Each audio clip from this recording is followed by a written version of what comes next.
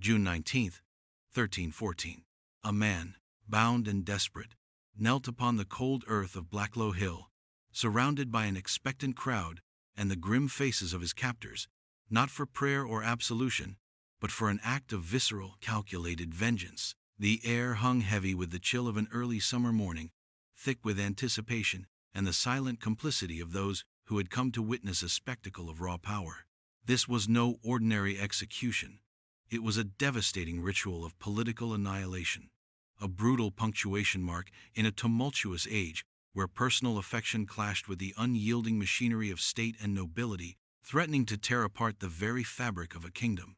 The man, Piers Gaveston, had been the sun around which King Edward II's world revolved, a flamboyant figure whose meteoric ascent had ignited the fury of England's most powerful barons, transforming devotion into deadly resentment and ultimately sacrifice.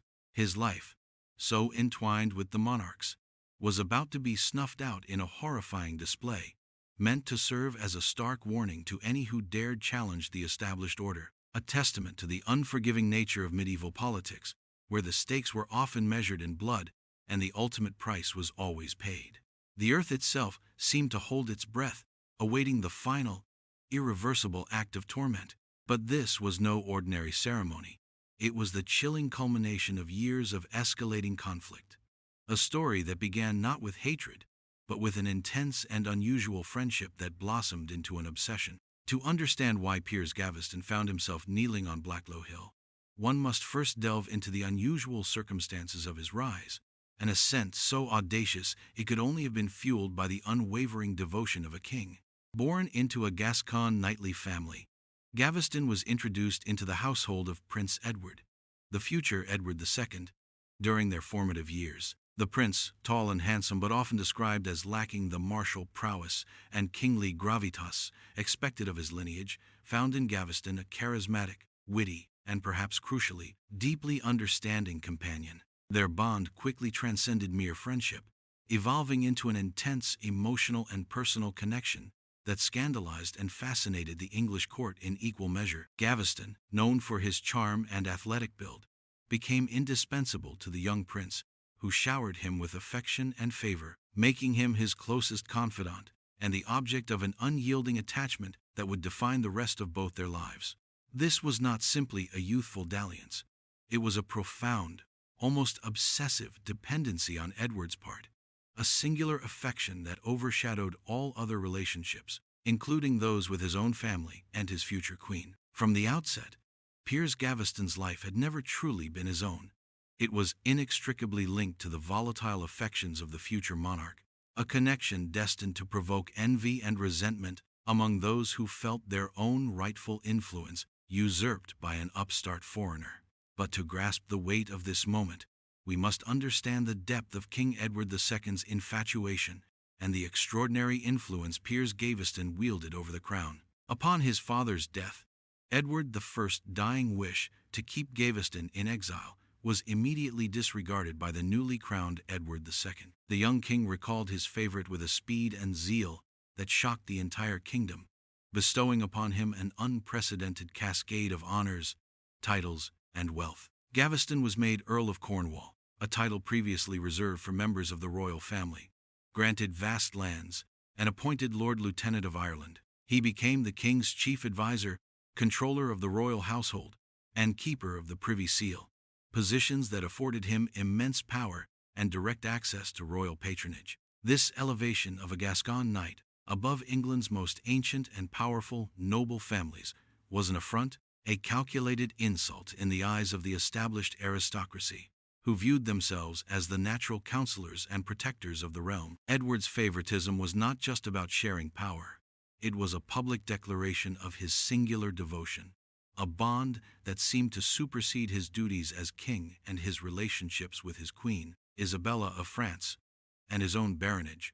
This blatant disregard for custom and the perceived usurpation of their rightful place at the king's side began to fester, transforming aristocratic pride into simmering resentment. This was not an anomaly, was a reflection of deeper fissures within the kingdom, as the barons' discontent with Gaveston's meteoric rise began to coalesce into open opposition. Their grievances were manifold and deeply rooted in the rigid social and political hierarchies of the age. Gaveston's perceived arrogance, fueled by his immense influence and the king's unshakable support, was particularly galling.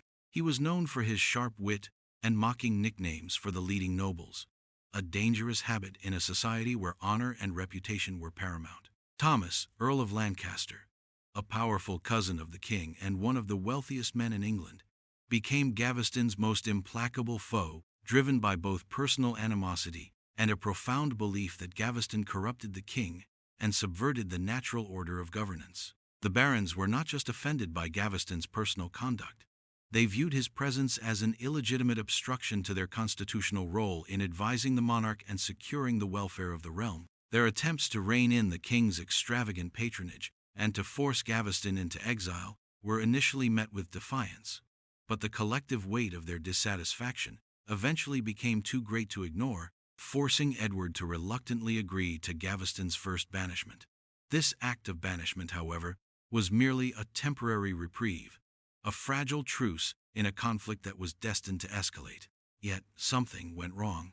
Each time Piers Gaveston was exiled, Edward's grief and profound attachment ensured his swift return, rekindling the fires of baronial fury and accelerating the kingdom's descent toward civil strife. Gaveston's first exile saw him appointed Lord Lieutenant of Ireland, a prestigious but distant post, which he performed with some distinction. Yet the separation proved unbearable for the king, who swiftly recalled him. This pattern repeated: banishment, then immediate, desperate recall, each time further eroding the trust between the king and his magnates. The barons, increasingly convinced that Edward was unwilling or unable to govern effectively without Gaveston's corrupting influence, moved beyond mere remonstrance to more coercive measures. They compelled the king to agree to the ordinances of 1311, a comprehensive set of reforms designed to limit royal power and, crucially, to permanently banish Gaveston and prevent his return. These ordinances represented a bold assertion of baronial authority, an attempt to impose constitutional limits on a monarch who seemed more devoted to his favorite than to the governance of his kingdom. Gaveston's defiance of these ordinances, and Edward's continued protection of him, transformed a courtly rivalry into an existential political struggle for control over England itself. The system meant to protect them had become their executioner. The escalating conflict between the king and his baronage, exacerbated by Piers Gaveston's defiant presence, finally erupted into open warfare, dragging England into a perilous state of internal fragmentation. With Gaveston's flagrant disregard for the ordinances of 1311 and the king's refusal to enforce his permanent exile, the patience of the baronial opposition, spearheaded by the unyielding Earl of Lancaster, reached its breaking point. They declared Gaveston an outlaw, authorizing his capture and execution without trial. This was a radical and dangerous step, effectively an act of rebellion against the king's will, demonstrating the depth of their desperation and the fragility of royal authority. Gaveston, constantly moving with the king, became a hunted man. Edward II, for his part, tried to protect his beloved companion, moving him from one stronghold to another. But the barons' resolve was unwavering. They gathered their forces, blockaded castles, and relentlessly pursued Gaveston, driven by a potent mix of political conviction, personal vendetta, and a genuine belief that England's governance was being fundamentally undermined by the king's choices. The hunt for Piers Gaveston was not just about capturing a man. It was a desperate struggle for the soul of the kingdom, a brutal demonstration of the raw power dynamics at play. In a twist of fate that would prove ultimately fatal, Piers Gaveston was cornered and captured at Scarborough Castle, setting in motion the tragic sequence of events that would lead to Blacklow Hill. After a tense siege, Gaveston surrendered to the Earl of Pembroke, a moderate baron who promised him safe conduct and custody, swearing on holy relics that Gaveston would be brought before Parliament for a proper hearing. This seemed, for a fleeting moment, to offer a glimmer of hope, a potential path to a legal resolution, rather than violent retribution. However, the political landscape was far too volatile, and the hatred for Gaveston too deeply ingrained in the hearts of some, for such promises to hold. During a stop on the journey south, Pembroke left Gaveston in the care of his retainers while he visited his wife. This momentary lapse in vigilance, whether accidental or deliberately orchestrated, proved to be Gaveston's undoing. It was then that the more extreme faction of the barons, led by the ruthless Guy de Beauchamp, Earl of Warwick, known as the Black Dog of Artois, and one of Gaveston's most vocal detractors, seized their opportunity. Warwick, along with the Earls of Lancaster and Arundel, descended upon Gaveston, tearing him from Pembroke's custody and violating the solemn oath of safe passage. This act of betrayal, a profound breach of chivalric honor and the legal conventions of the time, sealed Gaveston's fate, exposing the brutal realities of power unbound by formal justice. The trial of Piers Gaveston at Warwick Castle was a travesty of justice, a swift, predetermined condemnation orchestrated by his implacable enemies rather than a legitimate legal proceeding.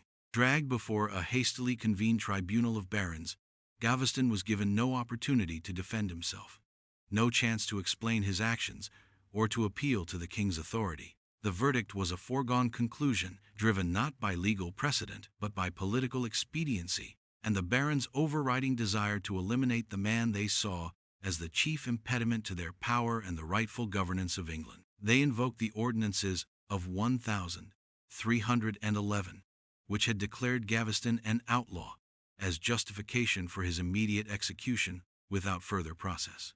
This ruthless decision underscored the depth of their resolve and their willingness to circumvent established law when it suited their collective purpose. The barons' motivations were complex. They genuinely believed Gaveston was a corrupting influence on the king, a threat to the stability of the realm, and an affront to their aristocratic honor.